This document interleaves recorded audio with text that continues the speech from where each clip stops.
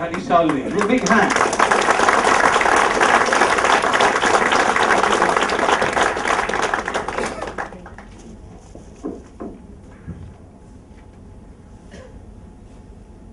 Chairman, Shri Vishwanath, Shri Raman, Priya Bansali, my dear friend and colleague, Arvind, ladies and gentlemen.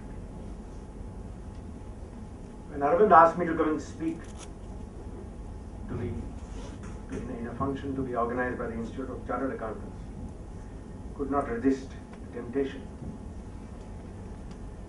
I have been here for a long time, and the opportunity to share a few ideas at such times is always very tempting. But when he told me to speak not on a subject which is nowadays very easy and very familiar for us to speak on, things like judicial activism or what the hell is the Supreme Court up to, but about contemporary issues on taxation, that was a sobering thought. I have lost my day-to-day connection with income tax because, as Arvind told you, to work in the Supreme Court you have to have a varied practice. Civil law, criminal law, from service jurisprudence to constitutional jurisprudence. You have to become a jack of all trades, and therefore you have to cease to be a master of any of them. But then, again, I thought, let me not try to carry coal to Newcastle and try and give you my views on what I think the new set of provisions which are being inserted mean. Not that anybody can tell you what they mean, but let me share with you a few broad, general, macro ideas on are we headed in the right direction? Are we doing the right thing in what we are doing? Where are we in India? And where should we be going with our tax laws? I think it's very necessary to halt for a minute and look. Are we pursuing the right direction? Is it necessary for India to tax the super rich? Whatever that expression may mean. Do we need a guard? Was Vodafone so horribly wrong that it called for a retrospective amendment? Or are we making a huge mistake in copying Europe, in copying the United States, because our interests are diametrically opposed to theirs? I think this is a question which we need to have a hard look at. We accountants, like bankers, were always considered a very boring lot of people. What all of us did, what the bankers did, what the financial guys did, what the accountants did, was something which you spoke about only if you had insomnia and wanted to go to sleep. There was the old joke which said,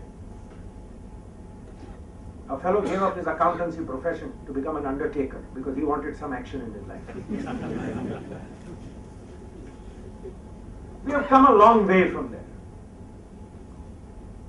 The Slaughter and May recent report, and everybody is extremely worried about the GAR coming all over the world. UK is bringing it in next year, or this year. The Slaughter and May report starts by saying that tax has become front page news in the UK. Indeed, tax and the avoidance of it may have received as much attention in the UK as any other financial story over the past year. What has changed? I remember when I took the CA final exam in 1977, we had a subject, tax planning, and everybody was wondering, what is this all about? Is there something called tax planning? What is tax planning? And tax planning, 7 points of that paper was understanding the nuances of Section 80C. Which insurance to buy, which fund to buy, public provident fund versus private fund. That was tax planning. Nobody worried about structures.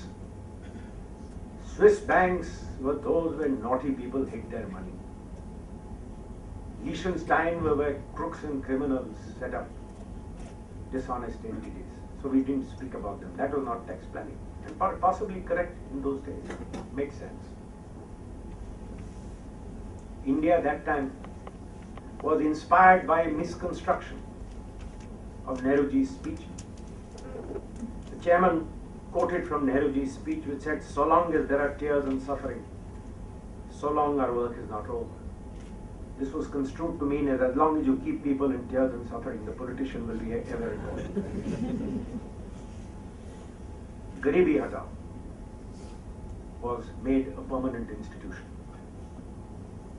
Sterile socialism gave way to all good sense, and we paid the price in 91 when we had to send plane loads of gold to get money to keep up with interest payments. Reality had come to bite us, and we turned around.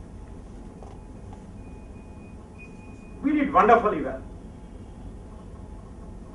We went into double-digit growth rates. And then suddenly, something went wrong. Let us look at what has gone wrong. Let us look at why has the I in the brick become Indonesia instead of India. Let us look at why people outside India, not the ostriches in India, but the people outside India, when you talk of India, say, please, please, please, please don't waste our time. The India story is over. Why such pessimism about India in 1 year? When you talk of India's growth rates coming down to 6%, the Europeans say, oh, we wish we had the same lament. We are contracting at 0.5%. It's not the 6% growth rate which bothers them. Why is the India story over? Let's look at that and let's see where we are going with all this.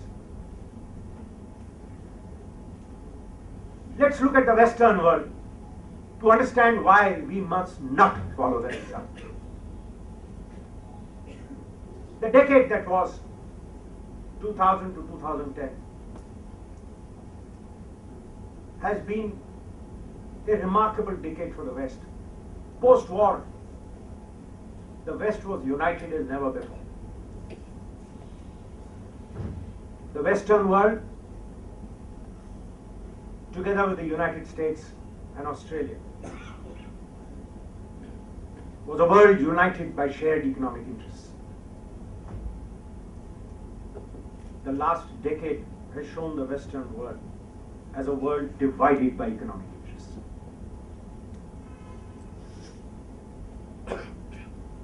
The post-Enron, post-Lehman Brothers scenario is particularly depressing, and it's extremely important for us to understand the dynamics of that.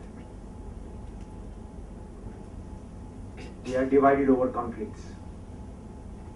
Europe is convinced that the American imposition of democracy in the Middle East is a euphemism for American protection of its oil interests in the Middle East. And they have good reason to believe that. Democracy is not a virtue you export.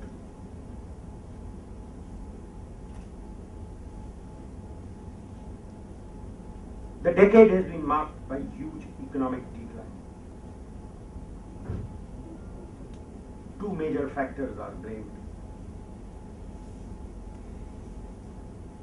The economic decline of Europe is because of over-concentration of the means of production in a handful of countries. Secondly, the economic decline, curiously, has been created by the very engine of growth created by Europe, which had served it so well. People rightly abuse Lehman Brothers and their ilk for what went wrong. But let us not forget the galloping economic growth which the world had seen would never have been possible without the complex economic instruments and the multiplication of capital, which was created by the sophisticated instruments. It is just that everything is capable of misuse, and these were misused by a handful of people.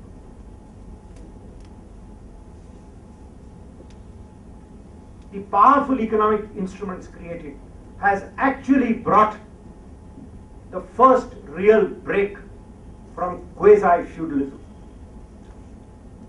From the feudalism of land, we had the feudalism of industry. Rich families in France, rich families in Italy controlled the most powerful industries. Rich families in the United States controlled the most powerful industries. The Ford family, the Hilton family, the Italian family which owned Fiat, the Italian family which owned the Vespa, and so on and on. You can go on multiplying examples. The French family which owned the vineyards, the rich British aristocracy which owned their Scottish distilleries. Today, there is democracy in ownership of material resources. It's the private equity funds which are the biggest owners, which are the biggest investors. They are all institutionalized in the ultimate analysis. They are all driven by profit, but then there is no other way. Who owns GE today? Nobody knows. Who owns Vodafone? Nobody knows. Who owns any of the big corporations? Nobody knows. The growth of this has led to mobility in capital. Capital finding the most economic place for production. And this is where Europe has paid a price. They did something which was no different from what our politicians do. They pampered their agriculture. In Greece, why is Greece in a crisis? The Greek farmers who drive BMWs and Porsche Cayennes, the concentration is highest in Greece, don't pay any tax. The price for that is paid by the Greek teachers who have been taken away from their jobs because they don't have the money.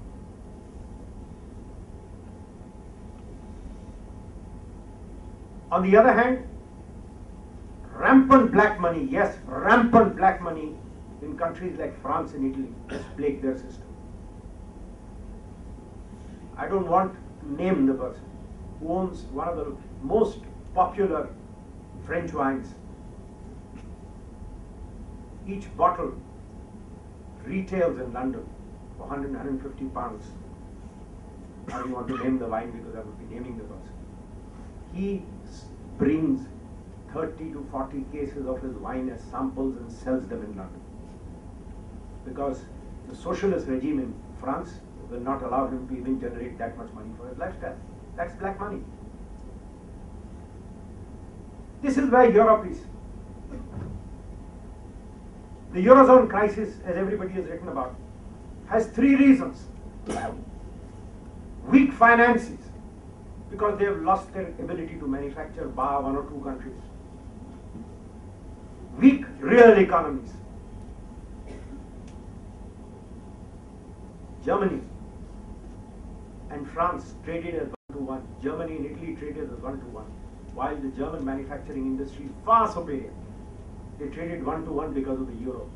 Germany has huge positive trade balances. All the other countries owe it money. If they did not have the euro, the currency differences would have corrected the balance and made German goods more expensive. The experiment has failed horribly. And finally, as everybody says, they have a weak government. We saw what happened when Greece was asked to accept the package. We are seeing what is happening in France. The French president, Mr. Hollande, won the election because he promised to tax the rich, and today he has 70% tax. All the rich French industrialists are saying they're leaving France. We don't want to live here anymore. The decade has also seen a new kind of